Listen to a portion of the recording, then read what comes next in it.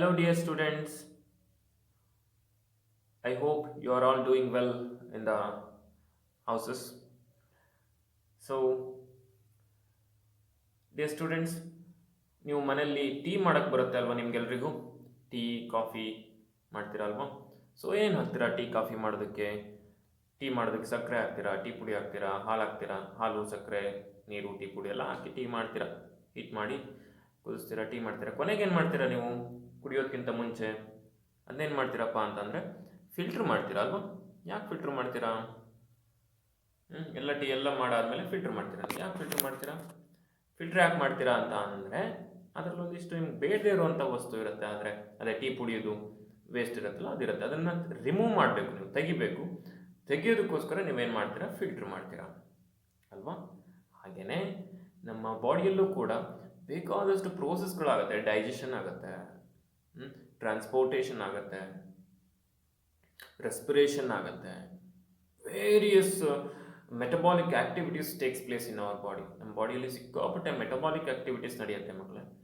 So ಈ ಎಲ್ಲ metabolic activities ನಡಿಬೇಕಾದ್ರೆ, ಪ್ರೋಸೆಸ್ಗಳು ಆಗಬೇಕಾದ್ರೆ ನಮ್ಮ ದೇಹದಲ್ಲಿ, so some of the waste materials are produced. ಒಂದಿಷ್ಟು ವೇಸ್ಟ್ ಮೆಟೀರಿಯಲ್ಸ್ಗಳು ಪ್ರೊಡ್ಯೂಸ್ ಆಗಿರುತ್ತೆ. ಸೊ ಆ ವೇಸ್ಟ್ ಮೆಟೀರಿಯಲ್ ಎಲ್ಲಿರುತ್ತಪ್ಪ ಅಂದರೆ ಬ್ಲಡ್ಡಲ್ಲಿ ಸೇರಿಕೊಂಡಿರುತ್ತೆ. So you know that blood ಬಗ್ಗೆ ನಾವು ಹಿಂದಿನ ಕ್ಲಾಸಲ್ಲಿ ಓದಿದ್ದೀವಿ. It's a transportation material. It's works like a lorry. It transports the oxygen, it transports the carbon dioxide, it transports the food, it transports the water, minerals, nutrients, like that. So ಹೀಗೆಲ್ಲ transportation ಮಾಡಬೇಕಾದ್ರೆ ಇದೊಂದು carrying vehicle ಅಲ್ವಾ? ಅದರಲ್ಲಿ waste material ಕೂಡ ಇದ್ದರೆ ಅದೇನು ಮಾಡಿಬಿಡುತ್ತೆ blood? ಅದನ್ನು ಆ ವೇಸ್ಟ್ ಮೆಟೀರಿಯಲ್ ಅಂದರೆ ನಮ್ಮ ದೇಹಕ್ಕೆ ಬೇಡದೇ ಇರುವಂಥ ವಸ್ತು, ಅದನ್ನು ತಗೊಂಡೋಗಿ ಸೆಲ್ಸಿಗೆ ಸಪ್ಲೈ ಮಾಡಿಬಿಡತ್ತೆ ಮಕ್ಕಳೇ. ಸೊ ಹಾಗಾಗಿ ಏನು ಮಾಡಬೇಕಾಗತ್ತೆ ನಮ್ಮ ಬಾಡಿ ಅಂತಂದರೆ, ಕಂಟಿನ್ಯೂಸಾಗಿ ನಮ್ಮ ಬಾಡಿ ಏನು ಮಾಡುತ್ತೆ, ಬ್ಲಡ್ಡನ್ನು ಪ್ಯೂರಿಫಿಕೇಷನ್ ಮಾಡಬೇಕಾಗತ್ತೆ, ಫಿಲ್ಟ್ರೇಷನ್ ಮಾಡಬೇಕಾಗತ್ತೆ. ಫಿಲ್ಟ್ರೇಷನ್ ಮಾಡಿ ಅದರಲ್ಲಿರುವಂಥ ವೇಸ್ಟ್ ಮೆಟೀರಿಯಲ್ನ ಸಪ್ರೇಟ್ ಮಾಡಬೇಕಾಗತ್ತೆ. ಹೇಗೆ ನಾವು ಟೀಯಲ್ಲಿರುವಂಥ ವೇಸ್ಟ್ ಮೆಟೀರಿಯಲ್ನ ಸಪ್ರೇಟ್ ಮಾಡ್ತೀವೋ ಹಾಗೆ ಬ್ಲಡ್ಡಲ್ಲಿರುವಂಥ ವೇಸ್ಟ್ ಮೆಟೀರಿಯಲ್ನ ಸಪ್ರೇಟ್ ಮಾಡಬೇಕು. ಸಪ್ರೇಟ್ ಮಾಡಿ ಆ ವೇಸ್ಟ್ ಮೆಟೀರಿಯಲ್ನ ಒಂದು ಕಡೆಗೆ ಕಲೆಕ್ಟ್ ಮಾಡಿ ಅದನ್ನು ಬಾಡಿಯಿಂದ ಹೊರಗೆ ಹಾಕಬೇಕು. Because the waste material is a toxic substance which becomes poisonous when it is present in the body. ನಮ್ಮ ಬಾಡಿಯಲ್ಲೇ ಉಳ್ಕೊಂತು ಅಂದರೆ ಅದು ಪಾಯ್ಸನ್ ಆಗಿ ಕನ್ವರ್ಟ್ ಆಗಿಬಿಡುತ್ತೆ. ಸೊ ಹಾಗಾಗಿ ಅದನ್ನು ಬಾಡಿಯಿಂದ ಹೊರಗೆ ಹಾಕಬೇಕಾಗತ್ತೆ. ಸೊ ನಾವು ಟೀಯನ್ನು ಫಿಲ್ಟರ್ ಮಾಡೋದಕ್ಕೆ ಏನನ್ನು ಬಳಸಿದ್ವಿ ಹೇಳ್ರಿ? ಒಂದು ಫಿಲ್ಟ್ರೇಷನ್ ಡಿವೈಸ್ ಯೂಸ್ ಮಾಡಿದ್ವಿ. ಟೀ ಸೋಸೋದಿರತ್ತಲ್ವ, ನಿಮ್ಮ ಮನೆಗಳಲ್ಲೆಲ್ಲ ನೋಡಿದ್ದೀರ, ಅದನ್ನು ಯೂಸ್ ಮಾಡಿದ್ವಿ. ಹಾಗೆಯೇ ನಮ್ಮ ಬಾಡಿಯಲ್ಲೂ ಕೂಡ ಒಂದು ಫಿಲ್ಟ್ರೇಷನ್ ಯೂನಿಟ್ ಇದೆ. ಬ್ಲಡ್ನ ಫಿಲ್ಟರ್ ಮಾಡೋದಕ್ಕೆ ಒಂದು ಫಿಲ್ಟ್ರೇಷನ್ ಯೂನಿಟ್ ಇದೆ. ಸೊ ಆ filtration unit or filtration system is called excretory system in our body. So that is called kidney or excretory system ಅಂತ ಕರಿತೀವಿ, ಅಥವಾ ಕಿಡ್ನಿ ಅಂತ ಕರಿತೀವಿ ನಾರ್ಮಲ್ ಆಗಿ. ಅದು excretory system. So the process ಅದೇನು ಮಾಡುತ್ತಪ್ಪ ಅಂದರೆ ಎಕ್ಸ್ಕ್ರಿಷನ್ ಮಾಡುತ್ತೆ, ಅಂದರೆ ವೇಸ್ಟ್ ಮೆಟೀರಿಯಲ್ನ ಹೊರಗೆ ಹಾಕತ್ತೆ. ಅದ್ರ ಜೊತೆಗೆ ಬ್ಲಡ್ಡಲ್ಲಿರುವಂಥ ವೇಸ್ಟ್ ಮೆಟೀರಿಯಲ್ನ ಸಪ್ರೇಟ್ ಮಾಡುತ್ತೆ, ಫಿಲ್ಟರ್ ಮಾಡುತ್ತೆ. ಫಿಲ್ಟರ್ ಮಾಡಿ ಅದನ್ನು ಬಾಡಿಯಿಂದ ಹೊರಗೆ ಹಾಕತ್ತೆ ವೇಸ್ಟ್ ಮೆಟೀರಿಯಲ್ನ. So filtration of the blood ಅಥವಾ purification of the blood and removing the waste material. Purify ಆದಮೇಲೆ ವೇಸ್ಟ್ ಮೆಟೀರಿಯಲ್ ಸಿಕ್ಕಿರುತ್ತಲ್ಲ, ಪ್ಯೂರ್ ಬ್ಲಡ್ಡನ್ನು ಪ್ಯೂರಿಫೈ ಮಾಡಿ ಬ್ಲಡ್ಡನ್ನು ಮತ್ತೆ ಬಾಡಿಗೆ ಕಳಿಸುತ್ತೆ ಪ್ರೋಸೆಸ್ಗೆ, ಟ್ರಾನ್ಸ್ಪೋರ್ಟೇಷನ್ ಪ್ರೋಸೆಸ್ಗೆ. ವೇಸ್ಟ್ ಮೆಟೀರಿಯಲ್ನ ಸಪ್ರೇಟ್ ಮಾಡಿ ಅದನ್ನು ಬಾಡಿಯಿಂದ ಹೊರಗೆ ಹಾಕುತ್ತೆ. This process is called excretion. ಆ ಪ್ರೋಸೆಸ್ಸನ್ನೇ ನಾವೇನಂತ ಕರಿತೀವಿ? ಎಕ್ಸ್ಕ್ರಿಷನ್ ಅಂತ ಕರಿತೀವಿ. Excretion is a process by which waste products are remove from the body. ನಮ್ಮ ಬಾಡಿಯಿಂದ ವೇಸ್ಟ್ ಮೆಟೀರಿಯಲ್ನ ರಿಮೂವ್ ಮಾಡುವಂಥ ಪ್ರೋಸೆಸ್ನ ನಾವು ಎಕ್ಸ್ಕ್ರಿಷನ್ ಅಂತ ಕರಿತೀವಿ. ಈ ಎಕ್ಸ್ಕ್ರಿಷನ್ನ ಅನಿಮಲ್ಸ್ಗಳು ಕೂಡ ಮಾಡ್ತವೆ, ಪ್ಲ್ಯಾಂಟ್ಸ್ಗಳು ಕೂಡ ಮಾಡ್ತವೆ, ವೇಸ್ಟ್ ಮೆಟೀರಿಯಲ್ನ ಹೊರಗೆ ಹಾಕೋದು. ಸೊ ನಾವು ಕಿಡ್ನಿಯ ಮುಖಾಂತರ ಮಾತ್ರ ವೇಸ್ಟ್ ಮೆಟೀರಿಯಲ್ನ ಹೊರಗೆ ಹಾಕಲ್ಲ. ನಮ್ಮ ನೋಸ್ ಕೂಡ one of the excretory organ. Like we are removing the carbon dioxide is a waste material from our body. And skin is a excretory organ. That means we are removing the sweat ಅಲ್ವಾ, through the skin. ಸ್ವೆಟ್ನ remove ಮಾಡ್ತೀವಿ, ಅದು ಕೂಡ waste ನಮ್ಮ ಬಾಡಿಗೆ ಬೇಡದೇ ಇರುವಂಥ ವಸ್ತು. ಅದನ್ನು ನಾವು ಬಾಡಿಯಿಂದ ಹೊರಗೆ ಹಾಕ್ತೀವಿ. ವೇಸ್ಟ್ ಮೆಟೀರಿಯಲ್ಸ್, ಸಾಲ್ಟ್ಸ್ಗಳನ್ನು ಹೊರಗೆ ಹಾಕ್ತೀವಿ. So one of the very important excretory organ in our body is kidney. So ಅದು ಹೇಗೆ ಕೆಲಸ ಮಾಡುತ್ತೆ ಅಂತ ನೋಡೋಣ. ನಾನು ಪ್ಲ್ಯಾಂಟ್ಸ್ ಬಗ್ಗೆನೂ ಹೇಳಿದೆ. ಪ್ಲ್ಯಾಂಟ್ಸ್ಗಳು ಕೂಡ ವೇಸ್ಟ್ ಮೆಟೀರಿಯಲ್ನ ಹೊರಗೆ ಹಾಕತ್ತೆ ಮಕ್ಕಳೇ. ನಿಮಗೆ ಗೊತ್ತಿದೆಯೋ ಇಲ್ವೋ, ಪ್ಲಾಂಟ್ಸ್ಗಳು ಒಂದಿಷ್ಟು ಗಮ್ಗಳನ್ನು ಹೊರಗೆ ಹಾಕ್ತಾ ಇರುತ್ತೆ, ನೋಡಿದ್ದೀರ ನೀವು, ಅಂದರೆ ರೆಸಿನ್ಸ್ಗಳನ್ನು ಹೊರಗೆ ಹಾಕುತ್ತೆ, that is a waste material. ಪ್ಲಾಂಟ್ಸ್ಗಳು ಎಲೆ ಉದುರಿಸ್ತವೆ, ನೋಡಿದ್ದೀರ ಅಲ್ವಾ, ಎಲೆಗಳು ಫುಲ್ಲು ಹಣ್ಣಾಗಿ ಅದರ ಕೆಳಗಡೆ ಬೀಳುತ್ತೆ, ಅಂದರೆ ಹಣ್ಣಾಗೋ ತನಕ ಆ ವೇಸ್ಟ್ ಮೆಟೀರಿಯಲ್ನ ಎಲೆಗಳಿಗೆ ಡಿಪಾಸಿಟ್ ಮಾಡ್ತಾ ಮಾಡ್ತಾ ಮಾಡ್ತಾ ಬಂದಿರುತ್ತೆ. ಯಾವಾಗ ವೇಸ್ಟ್ ಮೆಟೀರಿಯಲ್ ಅದರ ಜಾಸ್ತಿ ಆಗುತ್ತೋ ಅದೆಲ್ಲ ಉದುರಿ ಕೆಳಗಡೆ ಬೀಳುತ್ತೆ. So that is one of the method of removing waste material from the body by the plants. And they are removing the ವಾಟರ್ನ ಕೂಡ ಅವುಗಳು ರಿಮೂವ್ ಮಾಡ್ತವೆ, ಟ್ರಾನ್ಸ್ಪಿರೇಷನ್ ಅಂತ ನೆಕ್ಸ್ಟ್ ಓದ್ತೀವಿ ನಾವು. So this is excretion is a process by which the waste products are remove from the body. Take to the question, what is excretion? So ಈ excretion ಪ್ರೋಸೆಸ್ಸನ್ನು ಮಾಡೋದಕ್ಕೆ ನಮ್ಮ ಬಾಡಿಯಲ್ಲಿ ಒಂದು ಸಿಸ್ಟಮ್ ಇದೆ, ಅದನ್ನು ಎಕ್ಸ್ಕ್ರಿಟರಿ ಸಿಸ್ಟಮ್ ಅಂತ ಕರಿತೀವಿ. So the human excretory system consist of kidney, a pair of kidney ಅಂದರೆ 2 ಕಿಡ್ನಿಗಳಿರ್ತವೆ, ಒಂದು ಜೊತೆ kidney, a pair of kidney. So look at the picture, there are 2 kidneys, bean shaped kidneys. Bean shape ಇರುತ್ತೆ, beans ನೋಡಿದಿರಲ್ವ ನೀವು ಹೇಗಿರುತ್ತೆ ಅಂತ, ಹುರುಳಿಕಾಳು ಅಥವಾ ಬೀನ್ಸ್ ನೋಡಿದಿರ ನೀವು. ಸೊ ಆ ಬೀನ್ ಶೇಪ್ಡ್ ಕಿಡ್ನಿ ಇರುತ್ತೆ, 2 kidneys, that is called a pair of kidney. And a pair of ureter, ಕಿಡ್ನಿಗೆ ಕನೆಕ್ಟ್ ಆಗಿರುವಂಥ ಯುರೇಟರ್ ಇರುತ್ತೆ ಮಕ್ಕಳೇ. ಸೊ ನೋಡ್ರಿ, ಇದನ್ನು ಯುರೇಟರ್ ಅಂತ ಕರಿತೀವಿ. ಸೊ ಇದೊಂದು ureter. So A pair of ureter and A urinary bladder, ಒಂದು ಯುರಿನರಿ ಬ್ಲ್ಯಾಡರ್ ಇದೆ, ಅದರದೆಲ್ಲ ಏನು ಫಂಕ್ಷನ್ ಅಂತ ಓದ್ತಾ ಹೋಗೋಣ. ಆ್ಯಂಡ್ ಎ ಯುರೆಥ್ರಾ, ಒಂದು ಯುರೆಥ್ರಾ ಇದೆ. ಸೊ ಇಷ್ಟು ಏನೇನು ಪಾರ್ಟ್ಸ್ ಇದೆ ಗೊತ್ತಾಗ್ತಿದೆ ಅಲ್ವಾ? Peer of kidney, ureter, urinary bladder and urethra. This consists of excretory system in human beings. ಅರ್ಥ ಆಗ್ತಿದೆ ಅಲ್ವಾ? ಸೊ ಇದ್ರದ್ದು ಏನು ಕೆಲಸ? The function of kidney is to purify the ಬ್ಲಡ್ಡನ್ನು ಕಂಟಿನ್ಯೂಸ್ ಆಗಿ ಪ್ಯೂರಿಫೈ ಮಾಡಿ, ನಮ್ಮ ಬಾಡಿಲಿ ಎಷ್ಟೊಂದು ಪ್ರೋಸೆಸ್ ನಡೀತಾ ಇರುತ್ತೆ. ಎಲ್ಲ ಸರಿನೂ ಬ್ಲಡ್ ಎಲ್ಲಿ ಹೋಗಿ ಬರಲೇಬೇಕು, ಕಿಡ್ನಿ ಮುಖಾಂತರ ಹೋಗಿ ಬರಲೇಬೇಕು. ಯಾಕೆ ಅಂದರೆ ಕಿಡ್ನಿದು ಏನು ಕೆಲಸ? ಟು ಪ್ಯೂರಿಫೈ ದ ಬ್ಲಡ್ಡನ್ನು ಪ್ಯೂರಿಫಿಕೇಶನ್ ಮಾಡಿ ಪ್ಯೂರ್ ಬ್ಲಡ್ಡನ್ನು ಬಾಡಿಗೆ ಸಪ್ಲೈ ಮಾಡ್ತಾ ಹೋಗುತ್ತೆ. ಸೊ ಇಲ್ಲಿ ಆರ್ಟರೀಸ್ ಮತ್ತು ವೇನ್ಸ್ ಅಂತ ಇದೆ, ಇಲ್ಲಿ ನಾವು ಓದಿದ್ವಿ ಹಾರ್ಟಲ್ಲಿ. ಸೊ ಆರ್ಟರೀಸ್ ಮುಖಾಂತರ ಇಂಪ್ಯೂರ್ ಬ್ಲಡ್ ಬರುತ್ತೆ. ಬ್ಲಡ್ ಬಂದು ಏನಾಗುತ್ತೆ, ಕಿಡ್ನಿ ಇಲ್ಲಿ ಗ್ಲೋಮರುಲಸ್, ಇದನ್ನೆಲ್ಲ ನಾವು ಮತ್ತೆ 10th ಓದ್ತೀವಿ ಮಕ್ಕಳು, ಇದ್ರ ಬಗ್ಗೆ ಫುಲ್ ಡೀಟೇಲ್ ಆಗಿ ಇದ್ರ ಒಳಗಡೆ ಏನಾಗುತ್ತೆ ಅಂತ ಓದ್ತೀವಿ. ಇದ್ರ ಒಳಗಡೆ ನೆಫ್ರಾನ್ ಅಂತ ಇಂಡಿವಿಜುವಲ್ ಯೂನಿಟ್ಸ್ ಇರ್ತವೆ, ಫಿಲ್ಟ್ರೇಷನ್ ಮಾಡುವಂಥ ಫಿಲ್ಟರಿಂಗ್ ಯೂನಿಟ್ಸ್ ಇದಾವೆ. ಕಿಡ್ನಿಯ ಒಳಗಡೆ millions of filtering units are present, they are called as nephrons. So about the structure and function of the nephron in detail we are going to study in the 10th standard. So we just going to briefly here in this lesson. So nephron ಅಂತ ಇರ್ತವೆ, ಅವುಗಳು ಏನು ಮಾಡ್ತಾವಪ್ಪ ಅಂದರೆ filter ಮಾಡಿ ಬ್ಲಡ್ಡನ್ನು return ವೇನ್ಸ್ನ ಮುಖಾಂತರ ಆರ್ಟರೀಸಿಂದ impure blood ಬರುತ್ತೆ, pure blood ವೇನ್ಸ್ನ ಮುಖಾಂತರ ಮತ್ತೆ ಬಾಡಿಗೆ ಸಪ್ಲೈ ಆಗುತ್ತೆ. ಸೊ ಪ್ಯೂರಿಫಿಕೇಷನ್ ಮಾಡಿ ಬ್ಲಡ್ನ ಪ್ಯೂರಿಫೈ ಆದಮೇಲೆ ಯುರೇಟರ್ನ ಮುಖಾಂತರ ಏನಿರುತ್ತೆ, ವೇಸ್ಟ್ ಮೆಟೀರಿಯಲ್ ಇರುತ್ತಲ್ಲ, ಫಿಲ್ಟರ್ ಆದಮೇಲೆ ಬಂದಿರುತ್ತಲ್ಲ ವೇಸ್ಟ್ ಮೆಟೀರಿಯಲು, ಅದನ್ನು ಯುರೇಟರ್ನ ಮುಖಾಂತರ, ಕಿಡ್ನಿಯಿಂದ ಯುರೇಟರ್ನ ಮುಖಾಂತರ ಯುರಿನರಿ ಬ್ಲಾಡರ್ಗೆ ಕಳಿಸುತ್ತೆ. So that is called urine, or it consist of uric acid, that is called nitrogenous waste ಅಂತ ಕರಿತೀವಿ ನಾವು, ನಮ್ಮ ಬಾಡಿ ರಿಲೀಸ್ ಆಗುವಂಥ ನೈಟ್ರೋಜನಸ್ ವೇಸ್ಟ್. ಸೊ ಅದನ್ನು ಯುರೇಟರ್ನ ಮುಖಾಂತರ ಯುರಿನರಿ ಬ್ಲಾಡರ್ಗೆ ಕಳಿಸುತ್ತೆ dear students. So that is called urine. So this urinary bladder ಇದೆಯಲ್ಲ, this urinary bladder is a temporary storage of the ಯೂರಿನ್ನ ಟೆಂಪ್ರರಿಯಾಗಿ ಸ್ಟೋರೇಜ್ ಮಾಡ್ಕೊಳುತ್ತೆ. After that there is a opening called urethra which removes the urine from that. ಅದರಿಂದ urine ಬಾಡಿಯಿಂದ ಹೊರಗಡೆ ಹೋಗುತ್ತೆ. It's a uric acid, urea, nitrogenous waste ಅಂತ ಕರಿತೀವಿ, ಅವೆಲ್ಲವುಗಳನ್ನು ಸೇರಿಸ್ಕೊಂಡು ಅದು ಬಾಡಿಯಿಂದ ಹೊರಗೆ ಹಾಕುತ್ತೆ. So this is the structure and function of human excretory system. ಅರ್ಥ ಆಗ್ತದೆ ಅಲ್ವಾ? Structure and function of human excretory system. So blood ಹೀಗೆ ಬಂದು ಹೀಗೆ ಹೋಗುತ್ತೆ. ಈ ಆರ್ಟರೀಸ್ ನೋಡ್ರಿ, ಈ ಕಿಡ್ನಿಗೂ ಕನೆಕ್ಟ್, ನೋಡಿ ಇನ್ನೊಂದು ಸರಿ ತೋರಿಸ್ತೀನಿ.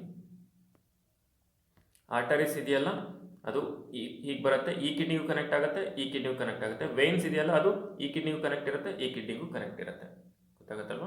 ಸೊ ಹಾಗಾಗಿ ಆರ್ಟರೀಸ್ ಮುಖಾಂತರ ಇಂಪ್ಯೂರ್ ಬ್ಲಡ್ ಬಂದು ಅಲ್ಲಿ ಪ್ಯೂರಿಫಿಕೇಷನ್ ಆಗಿ ನೋಡ್ರಿ, ಪ್ಯೂರಿಫಿಕೇಷನ್ ಆಗಿ ವೇನ್ಸ್ ಮುಖಾಂತರ ಪ್ಯೂರ್ ಬ್ಲಡ್ ಹೋಗುತ್ತೆ.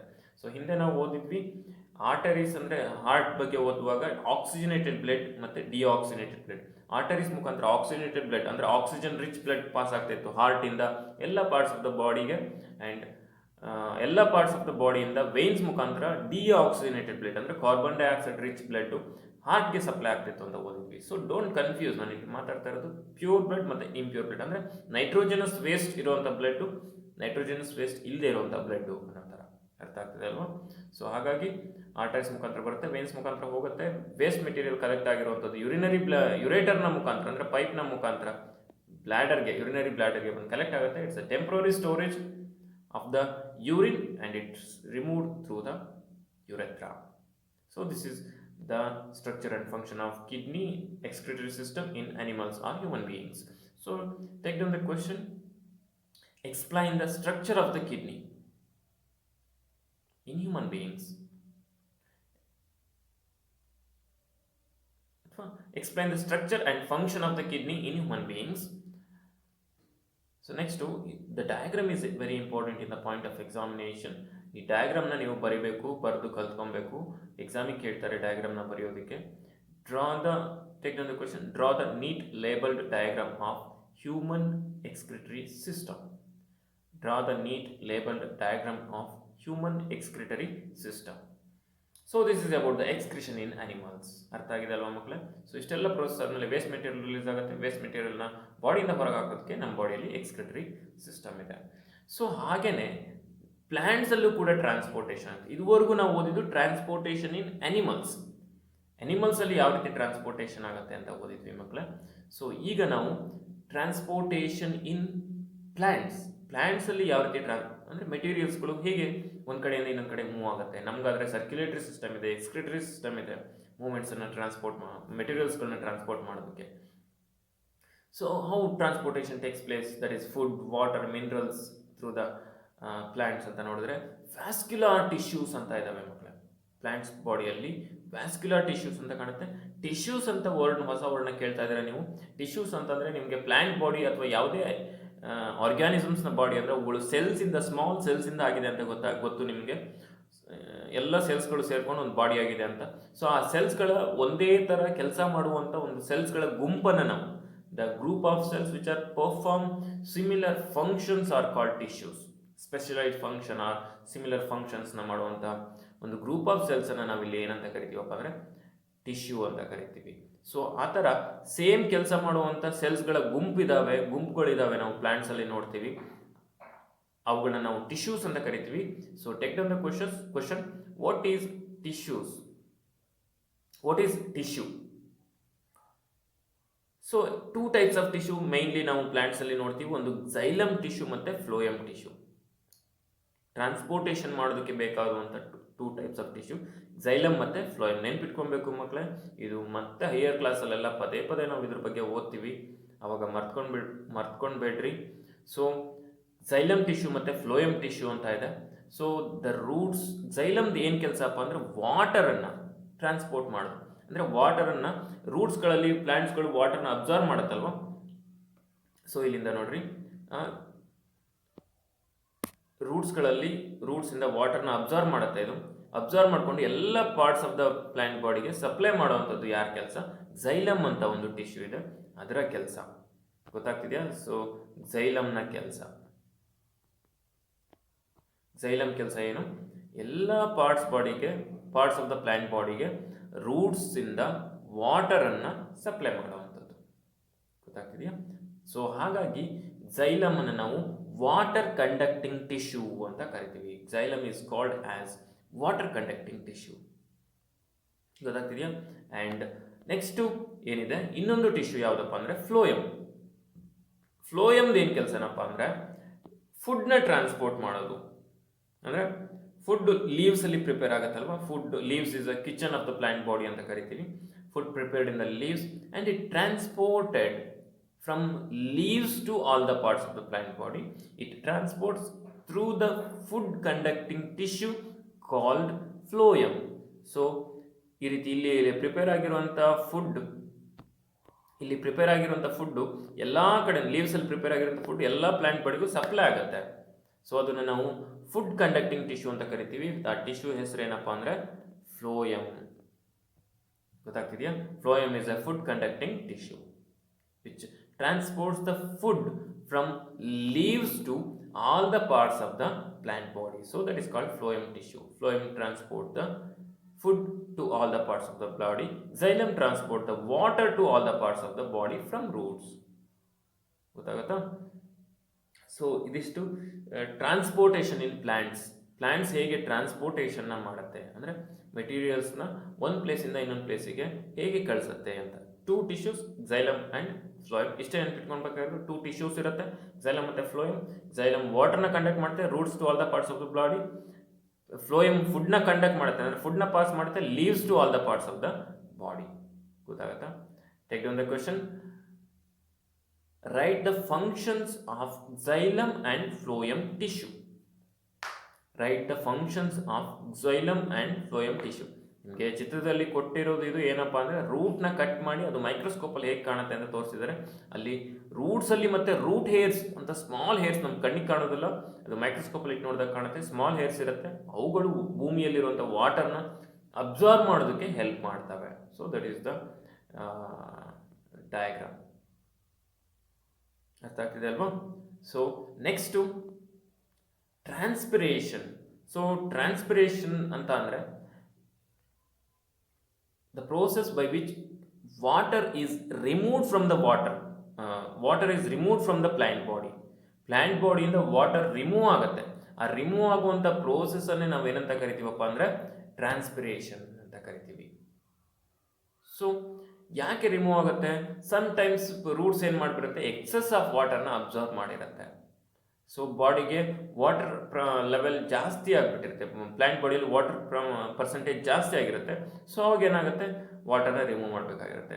ಆಮೇಲೆ ಏನು, ವಾಟರ್ನ ಇಲ್ಲಿಂದ ಮೇಲ್ಗಡೆ ನೋಡ್ರಿ, ಆರೋ ಮಾರ್ಕ್ ಹೇಗೆ ತೋರಿಸಿದ್ರೆ ಮೇಲ್ಗಡೆ ಹೋಗ್ತಾ ಇದೆ ವಾಟರ್ ಎಲ್ಲ. ಅಂದರೆ ಮೇಲ್ಗಡೆ ಹೋಗಬೇಕು ಅಂದರೆ ಎನರ್ಜಿ ಬೇಕಲ್ವ? ಸುಮ್ಮನೆ ವಾಟರ್ ಭೂಮಿಯಿಂದ ಪ್ಲ್ಯಾಂಟ್ ಬಾಡಿ ಒಳಗಡೆ ಹೋಗುತ್ತೆ ಮೇಲ್ಗಡೆ, ಅದಕ್ಕೆ ಎನರ್ಜಿ ಬೇಕು. ಸೊ ಅದು ಟ್ರಾನ್ಸ್ಪಿರೇಷನ್ ಮಾಡೋದ್ರ ಮುಖಾಂತರ ಇಲ್ಲಿ ವಾಟರ್ ಹೊರಗಡೆ ಹೋದರೆ ಅದು ವಾಟರ್ನ ಸಕ್ ಮಾಡೋದಕ್ಕೆ, ರೂಟ್ಸ್ಗಳು ವಾಟರ್ನ ಅಬ್ಸಾರ್ವ್ ಮಾಡೋದಕ್ಕೆ ಹೆಲ್ಪ್ ಆಗುತ್ತೆ. So that is the process called transpiration.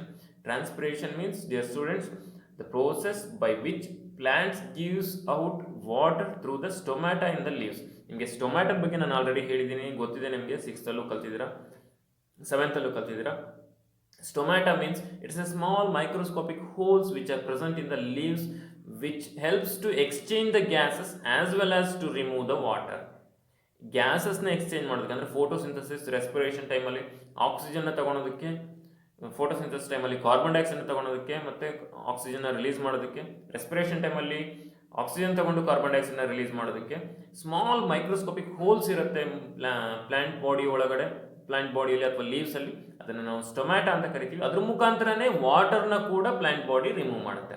So ಇದಕ್ಕೆ ನೀವು ಒಂದು ಎಕ್ಸ್ಪೆರಿಮೆಂಟ್ನ ಕೂಡ ಮಾಡ್ಬೋದು. ನೀವು ಈ ಥರದೊಂದು ಪಾಟೆಡ್ ಪ್ಲ್ಯಾಂಟ್ ಅಥವಾ ಯಾವುದೋ ಒಂದು ಪ್ಲ್ಯಾಂಟನ್ನು ಇಟ್ಕೊಂಡು ನಿಮ್ಮ ಮನೆಗಳಲ್ಲಿ ನೀವು ಮಾಡಿ ನೋಡೋಣ. ಇವತ್ತು ಈ ಕ್ಲಾಸನ್ನು ಕೇಳಿದ ಮೇಲೆ ನೀವು ಒಂದು ಪಾಲಿಥಿನ್ ಕವರ್ ಅಂದರೆ ಟ್ರಾನ್ಸ್ಪರೆಂಟ್ ಕವರ್ನ ತಗೊಂಡು ಏನು ಮಾಡಿರಿ, ಒಂದು ಎಲೆಗೆ, ಯಾವುದಾದ್ರೂ ಒಂದು ಚೆನ್ನಾಗಿರೋಂಥ ಪ್ಲ್ಯಾಂಟ್ನ ಎಲೆಗೆ ಕವರ್ ಮಾಡಿರಿ. ಈ ರೀತಿ ಫುಲ್ ಕವರ್ ಮಾಡಿ ಇಲ್ಲಿ ರಬ್ಬರ್ ಹಾಕಿಬಿಡ್ರಿ. ಅಂದರೆ ಕಟ್ಟಾಗ ಹೋಗಲ್ಲ, ಲೈಟಾಗಿ ರಬ್ಬರ್ ಹಾಕ್ರಿ, ಗಾಳಿ ಹೋಗದೆ ಇರೋ ಹಾಗೆ ರಬ್ಬರ್ ಹಾಕ್ರಿ. ಒಂದು ಕವರ್, ಪ್ಲಾಸ್ಟಿಕ್ ಕವರ್ನ ತಗೊಂಡು ರಬ್ಬರ್ ಹಾಕ್ರಿ, ಹಾಕಿ ಬಿಡ್ರಿ. ಬೆಳಗ್ಗೆ ಅಷ್ಟೊತ್ತಿಗೆ ನೋಡ್ರಿ ನೀವು ಇಲ್ಲೆಲ್ಲ ಈ ಪ್ಲಾಸ್ಟಿಕ್ ಕವರ್ನ ಒಳಭಾಗದಲ್ಲಿ ಇಲ್ಲೆಲ್ಲ ಏನಾಗ್ಬಿಟ್ಟಿರುತ್ತಪ್ಪ ಅಂದರೆ ವಾಟರ್ ಡ್ರಾಪ್ಲೆಟ್ಸ್ ಕುತ್ಕೊಂಡಿರುತ್ತೆ. ಇಲ್ಲೆಲ್ಲ ಪ್ಲಾಸ್ಟಿಕ್ನ ಒಳಗಡೆ ವಾಟರ್ ಡ್ರಾಪ್ಲೆಟ್ಸ್ ಕುತ್ಕೊಂಡಿರುತ್ತೆ. ಸೊ ಇದರಿಂದ ಏನು ಕನ್ಫರ್ಮ್ ಆಗುತ್ತೆ ನಮಗೆ ಅಂದರೆ ಪ್ಲ್ಯಾಂಟ್ ಬಾಡಿ ಕೂಡ ವಾಟರ್ನ ರಿಲೀಸ್ ಮಾಡುತ್ತೆ ಅಟ್ಮಾಸ್ಫಿಯರ್ಗೆ, ಸರೌಂಡಿಂಗ್ಸ್ಗೆ ವಾಟರ್ನ ರಿಲೀಸ್ ಮಾಡುತ್ತೆ. ನಾವು ಕವರ್ ಹಾಕಿರೋದ್ರಿಂದ ಆ ವಾಟರ್ ಎಲ್ಲ ಅಲ್ಲೇ ಕುತ್ಕೊಂಡ್ಬಿಟ್ಟಿದೆ, ವಾಟರ್ ಡ್ರಾಪ್ಲೆಟ್ಸ್ ಎಲ್ಲ ಕವರ್ ಒಳಗಡೆನೆ ಕುತ್ಕೊಂಡ್ಬಿಟ್ಟಿದೆ. ಸೊ ಅದರಿಂದ ನಮಗೆ ಗೊತ್ತಾಗುತ್ತೆ plants also undergo transpiration. That means ವಾಟರ್ನ ರಿಲೀಸ್ ಮಾಡುತ್ತೆ ಸ್ಟೊಮ್ಯಾಟದ ಮುಖಾಂತರ. So the process by which plants gives out water through the stomata in the leaves, that is called transpiration. ಗೊತ್ತಾಗ್ತಿದೆಯಾ? Take down the question, what is transpiration?